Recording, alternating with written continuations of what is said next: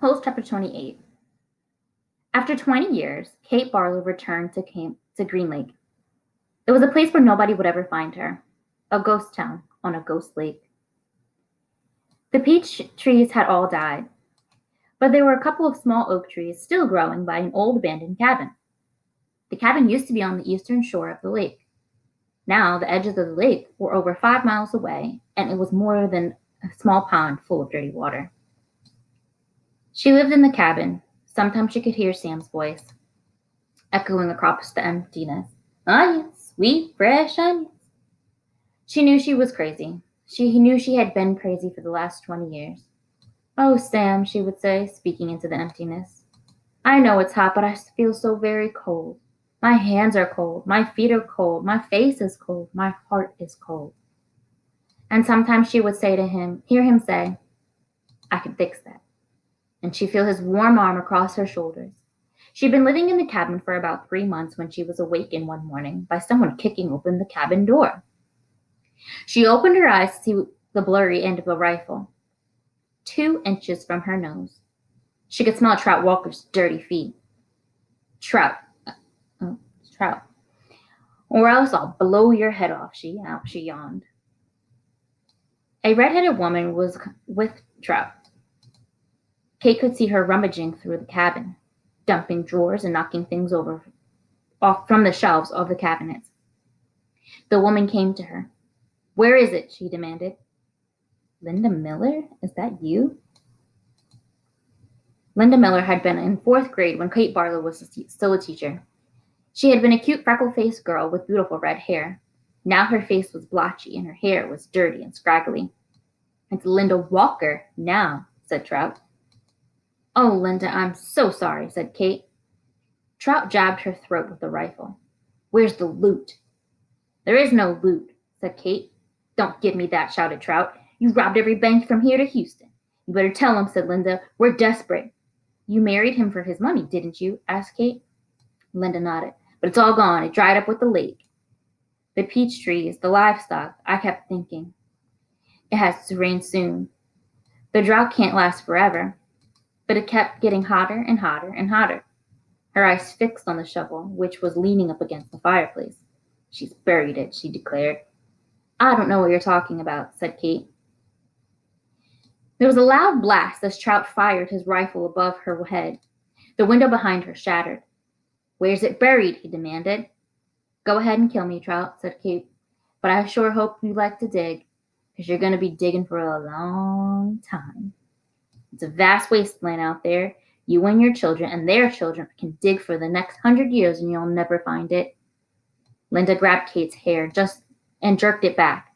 Oh, we're not going to kill you, she said. But by the time we're finished with you, you're going to wish you were dead.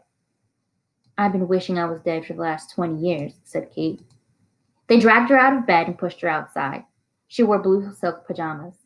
Her turquoise-studded black boots remained beside her bed.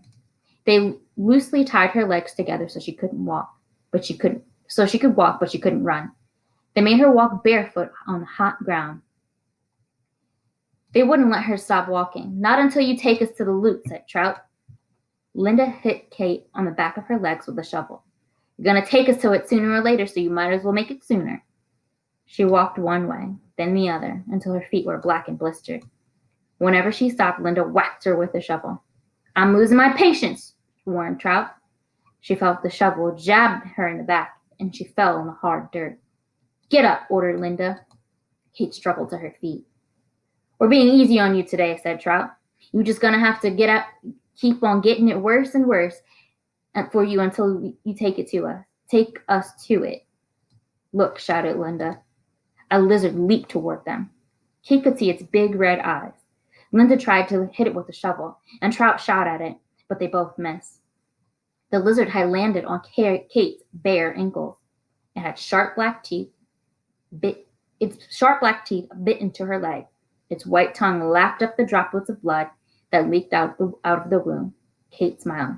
There's nothing you can do to her anymore. Start digging, she said. Where is it? Linda screeched. Where'd you bury it? Trout demanded. Kate Barlow died, laughing. Holes, Part 2. Chapter 29. There was a change in weather for the worse. The air became unbearably humid. Stanley was drenched in sweat. Beads of moisture ran down the handle of his shovel. It was almost as if the temperature had gotten so hot that the air itself was sweating. A loud boom of thunder echoed across the empty lake. A storm was way off in the west, beyond the mountains. Stanley could count more than 30 seconds between the flashes of lightning and clap of thunder. That's how far away the storm was. Sound travels a great distance across a barren wasteland. Usually Stanley could see the mountains at the time of this day. At this time of day, the only time they were visible was just at sunup, before the air became hazy. Now, however, the sky was very dark off to the west, and every time lightning flashed, the dark shape of the mountains could briefly appear. "Come on, rain," shouted Armpit. "Blow this way." "Maybe it'll rain so hard it will fill up the whole lake," said Squid. "We can go swimming." 40 days and 40 nights, said X-Ray. "Guess we better start building an ark." "Get 2 of each animal, right?" "Right," said Zigzag. 2 rattlesnakes, 2 scorpions, 2 yellow-spotted lizards. The humidity, or maybe the electricity in the air, had made Zigzag's head even more wild-looking. His frizzy blonde hair had stuck almost straight out. The horizon lit up with a huge web of lightning. In that split second, Stanley thought he saw an unusual rock formation on top of the mountain peaks. The peak looked to him exactly like a giant fist, with a thumb sticking straight up. Then it was gone, and Stanley wasn't sure he'd seen it or not. "I found refuge in God's thumb." That's what his great-grandfather had supposedly said after Kate Barlow had robbed him and left him stranded in the desert. No one ever knew what he meant by that. He was delirious when he said it. But how could he have lived for 3 weeks without food or water? Stanley had asked his father. "I don't know. I wasn't there," replied his father. "I wasn't born yet. My father wasn't born yet.